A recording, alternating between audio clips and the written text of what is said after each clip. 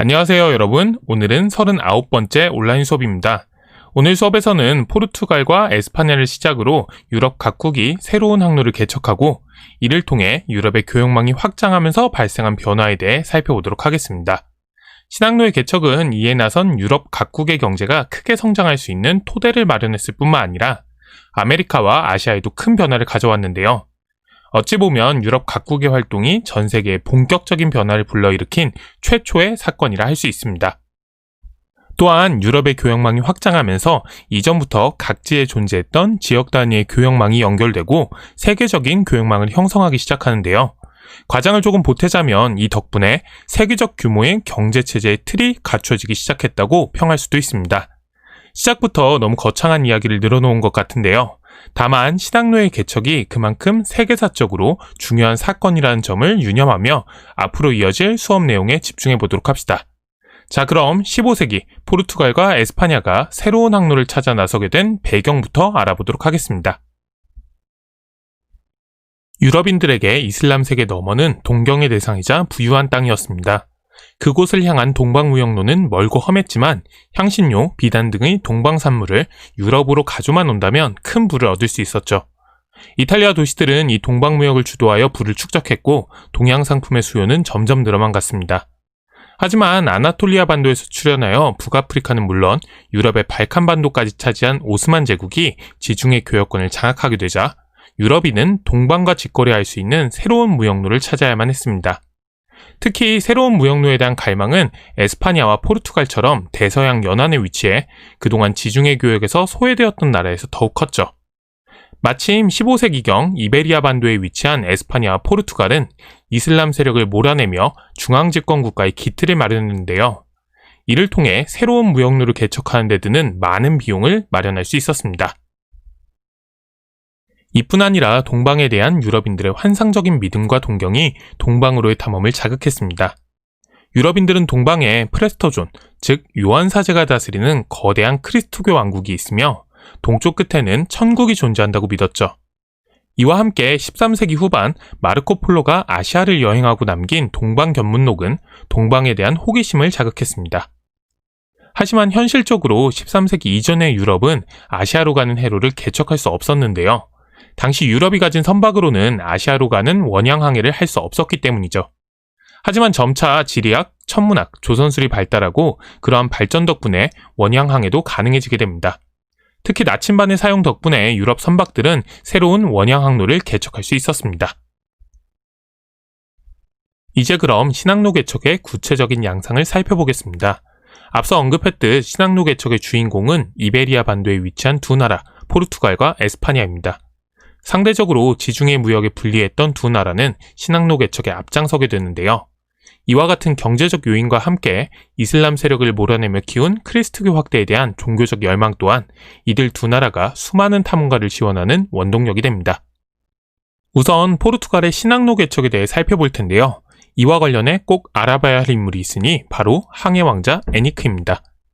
포르투갈의 왕자였던 에니크는 아프리카 북쪽 해안에 위치한 세우타를 점령하고 북아프리카의 거점을 확보하는 데 성공합니다. 이후 그는 이슬람 상인들을 거치지 않고 사하라 사막 남쪽 지역과 교역할 수 있는 항로를 개척하고자 하는데요. 이것이 바로 포르투갈이 주도한 신항로 개척의 발판이 됩니다. 에니크 왕자는 포르투갈 최남단의 사그르스 곳에 항해술, 지도제작법 등을 가르치는 학교와 조선서를 세우고 탐험가들을 후원해 아프리카 서부의 항로 개척을 추진하였습니다.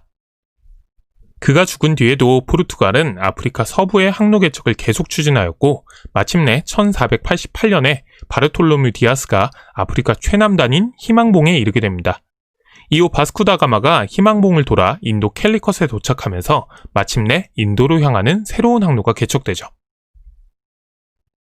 15세기 전반부터 에니크 왕자의 적극적인 지원이 이어진 포르투갈이 새로운 항로를 개척하는데 성과를 거두기 시작하면서 에스파냐 또한 다급해집니다. 사실 에스파냐는 포르투갈과 달리 서지중해를 접하고 있었기 때문에 지중해 교역권에 다소나마 참여할 수 있었는데요. 오스만 제국이 지중해 무역을 완전히 장악하자 그마저 위태로워집니다.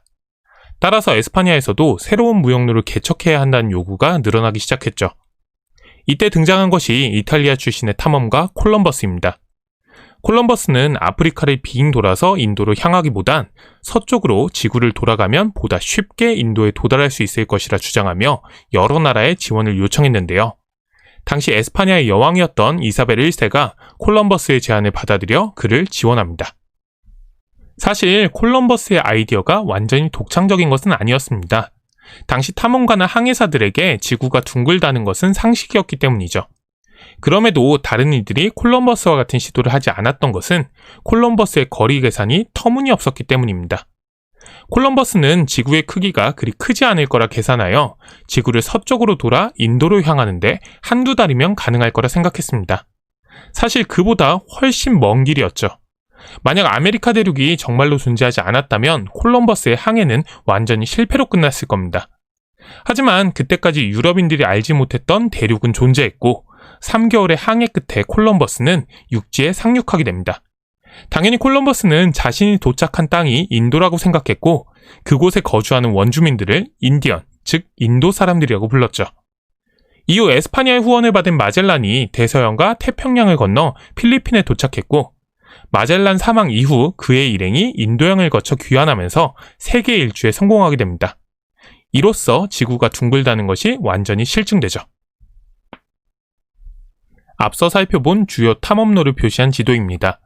아프리카를 돌아 인도로 향하는 포르투갈의 새로운 항로와 서쪽을 향해 뻗어가는 에스파냐의 새로운 항로를 어렵지 않게 구분할 수 있겠죠. 이렇게 포르투갈과 에스파냐가 새로운 항로를 개척하면서 유럽 경제의 중심지는 서서히 지중해에서 대서양으로 이동하게 됩니다. 그 덕분에 대서양 연안 국가들은 번영을 누렸고 이들은 경쟁적으로 해상에 진출하여 아시아와 아메리카 대륙에서 식민지를 찾기 시작하죠. 그런데 여기서 오해하지 말아야 할 점이 있습니다. 지도를 살펴보면 한창 신항로 개척이 이어지던 시기에 명과 무굴 제국이 중국과 인도를 다스리고 있다는 사실을 확인할 수 있습니다. 그럼 신항로 개척 이후 아시아에 진출한 유럽 국가들은 곧장 이들 나라를 식민지로 지배하게 된 걸까요? 당연히 아닙니다.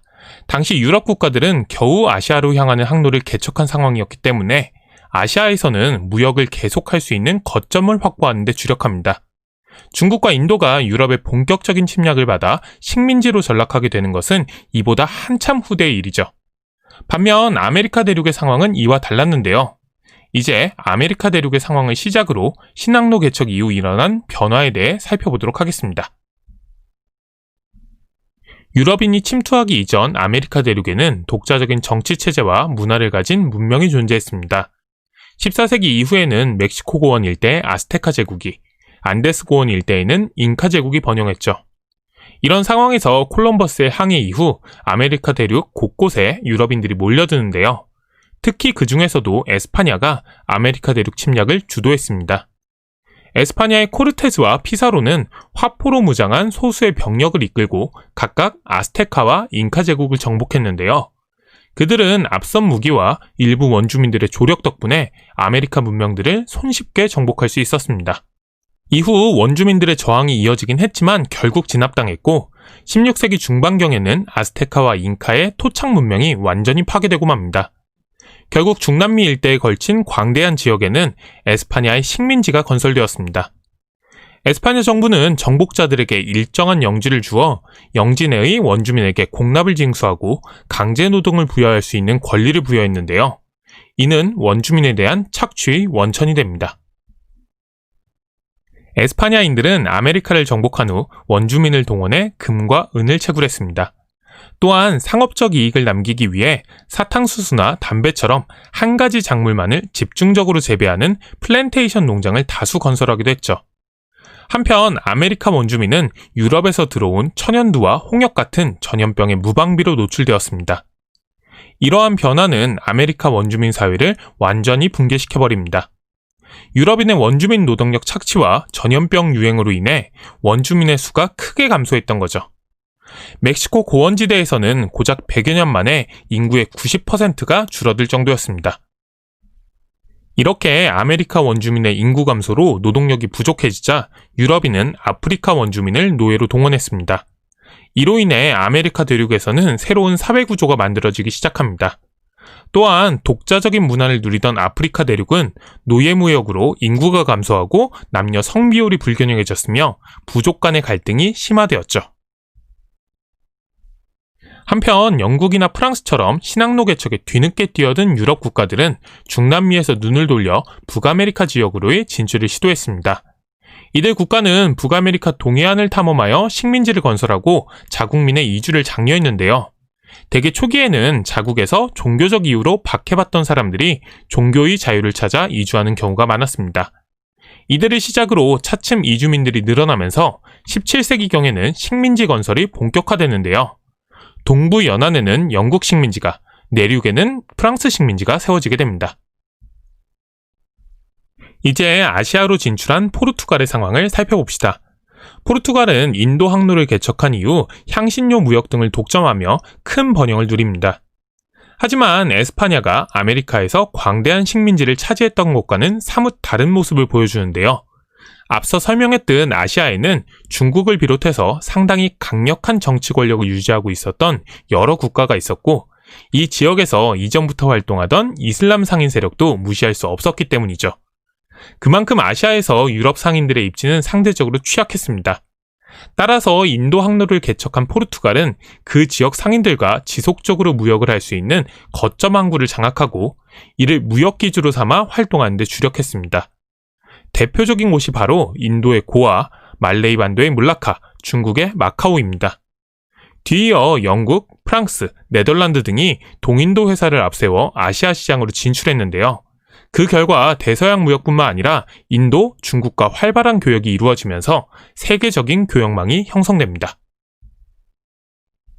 이제 신항로 개척이 불러온 변화에 대해 살펴보도록 하겠습니다. 우선 신항로 개척으로 유럽 무역의 중심지가 지중해에서 대서양 지역으로 이동합니다. 특히 대서양 무역은 아메리카 식민지 정복이 이루어지며 유럽, 아메리카, 아프리카를 잇는 삼각 무역의 형태로 변화하는데요. 유럽 상인들은 무기와 면제품 등을 싣고 아프리카로 가서 노예와 교환하고 이들을 아메리카의 대농장에 팔았습니다. 그리고 아메리카에서 노예 노동력을 이용하여 생산한 설탕과 담배, 목화 등을 유럽에 가져와 막대한 이익을 남겼죠. 삼각무역의 핵심을 이뤘던 노예무역에 대해 조금 더 알아보도록 합시다. 원래 노예무역은 아프리카 항로를 개척한 포르투갈에 의해 시작되었습니다.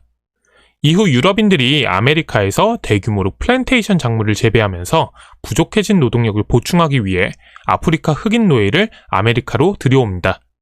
이로 인해 노예무역의 규모가 엄청나게 확대되죠. 이 시기 아프리카에서 아메리카로 팔려온 노예는 대략 900만 명가량으로 추정되는데요. 당연히 이들은 인간다운 대접을 전혀 받지 못한 채 죽을 때까지 착취당하며 고통받았습니다. 이런 비인간적인 모습은 당시 노예를 싣고 운항하던 화물선의 상황을 통해서도 확인해 볼 수 있습니다. 정말 빈틈없이 빼곡히 들어차 있죠. 이게 끝이 아니었습니다. 이렇게 몇 겹을 층층이 쌓아서 더 많은 노예를 싣고 가던 게 당시 노예선의 일반적인 모습이었다고 합니다. 대략 한 달간 이어진 항해 내내 전혀 움직이도 못한 채 결박당한 노예들 중 상당수가 병에 걸리거나 죽는 것은 어찌 보면 당연한 것이었죠. 신항로 개척이 가져온 변화를 설명할 때 빼놓을 수 없는 것이 바로 금과 은입니다. 에스파냐가 지배했던 아메리카 식민지에서는 엄청난 규모의 금광과 은광이 발견됩니다. 대표적으로 포토시 은광이 있는데요. 1545년에 은광이 발견된 포토시는 한창 때는 산 자체가 은으로 되어 있다는 설이 돌 정도로 채굴량이 많아 단기간에 전 세계에서 가장 중요한 광산 도시로 성장합니다.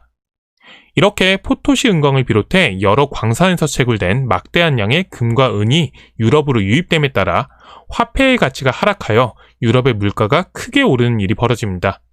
이를 가격혁명이라고 하는데요. 이 덕분에 생산업자나 상인의 이윤이 늘어나면서 주로 상공업에 종사한 도시민들이 경제적 지위를 더욱 키울 수 있었습니다. 한편 유럽 상인들은 인도와 중국 시장에 내다 팔 만한 상품이 많지 않았기 때문에 은을 가지고 가서 향신료나 비단 등 동방의 상품을 수입했습니다. 이로 인해 결국 아메리카의 은이 인도와 중국으로 빨려 들어오게 되는데요. 명나라의 일조편법이나 청나라의 지정은제 모두 이 덕분에 실시할 수 있었던 거죠.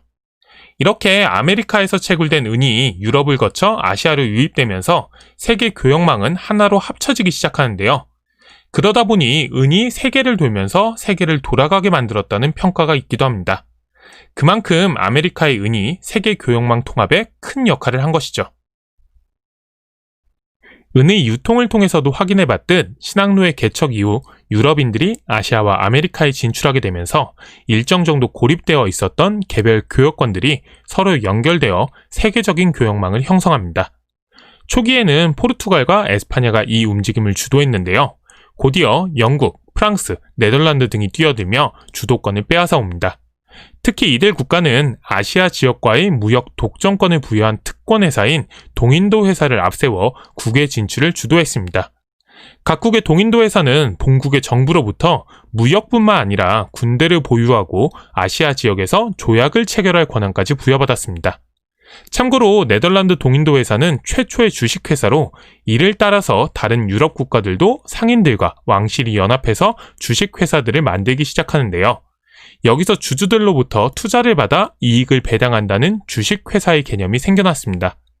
역사상 최초의 증권거래소가 네덜란드에서 생긴 것도 이 때문이었죠. 세계적인 교역망이 형성되면서 인간, 상품, 기술, 사상과 종교, 때로는 전염병까지 세계적인 규모로 교환됩니다. 우선 아메리카로부터 옥수수, 감자, 고구마, 담배, 고추 등 새로운 작물이 유럽으로 도입되었는데요. 그 중에서도 감자와 고구마는 매우 중요한 구황작물로 세계 인구 증가에 크게 이바지합니다.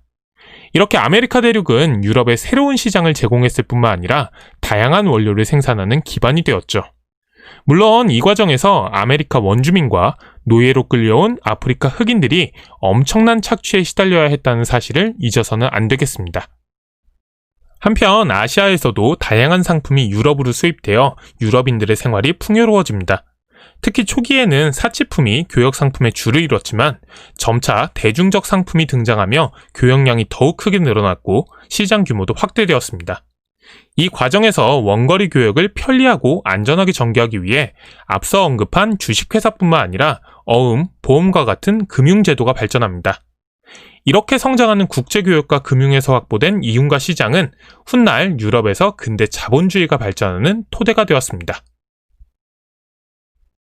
수업 첫머리에 강조했듯이 신학로의 개척은 이를 주도했던 유럽 각국의 경제 발전뿐만 아니라 아메리카와 아시아를 비롯한 전 세계에 큰 변화를 불러옵니다. 그리고 이 과정에서 각지에 일정 정도 고립되어 있던 여러 교역권들이 서로 연결되며 세계적인 교역망을 형성하기도 했고요. 그런데 한 가지 짚고 넘어가야 할 점이 있습니다. 신학로의 개척으로 세계적인 교역망이 형성되면서 가장 많은 이득을 본 지역이 바로 서유럽이었다는 점입니다. 이건 단순히 무역을 통해 경제적 이익을 얻게 되었다는 차원의 이야기가 아닌데요. 이를 이해하기 위해서는 신학로 개척의 실상을 살펴볼 필요가 있습니다. 실제로 새로운 항로를 찾기 위해 탐험을 떠났던 초창기가 지나면 신학로의 개척이란 서유럽이 대포와 범선을 앞세우고 폭력적으로 다른 지역에 진출하여 정복하는 과정이었습니다. 아메리카에서 광대한 식민지를 차지한 에스파냐가 대표적인데요. 사실 아시아에서 인도 항로를 개척하고 향신료 무역을 독점했던 포르투갈도 다르지 않았습니다. 기존의 인도양이나 동남아시아, 동아시아 지역에 존재하던 교역체제를 비집고 들어가는 과정에서 무력을 동원했거든요. 무역기지로 활용한 거점 항구를 그런 식으로 확보했던 겁니다. 그럼 자체적인 군대를 운영했던 동인도 회사의 사례는 두말할 필요도 없겠죠. 결국 서유럽 각국이 아시아와 아프리카로부터 값싼 원료를 확보하고 해외의 넓은 판매 시장을 확보한 건 이런 침략의 결과물이었습니다. 그런 점에서 신학로의 개척은 훗날 유럽 각국이 전 세계를 자신들의 식민지로 만들기 위해 침략을 일삼는 제국주의 시대의 단초를 제공했다고 볼 수 있죠. 물론 여기서 어떤 역사적 사건을 좋다 또는 싫다로 단정짓자는 이야기는 아닙니다. 다만 신학로의 개척과 교역망의 확장이 훗날 제국주의 침략과 연결되는 부분이 있다는 점을 기억해 두자는 거죠. 자, 그럼 교역망이 확장하며 무한한 경제 성장의 기반을 닦은 유럽 각국에서는 구체적으로 어떤 변화가 일어나고 있었을까요? 다음 시간에는 다시 유럽 각국의 상황에 초점을 맞춰보도록 하겠습니다. 시기적으로 오늘 다룬 수업 내용과 겹치기도 하니 서로 간에 어떤 관계가 있었는지 알아보도록 합시다. 자, 그럼 긴 수업 듣느라 고생했고 오늘 수업은 여기까지입니다.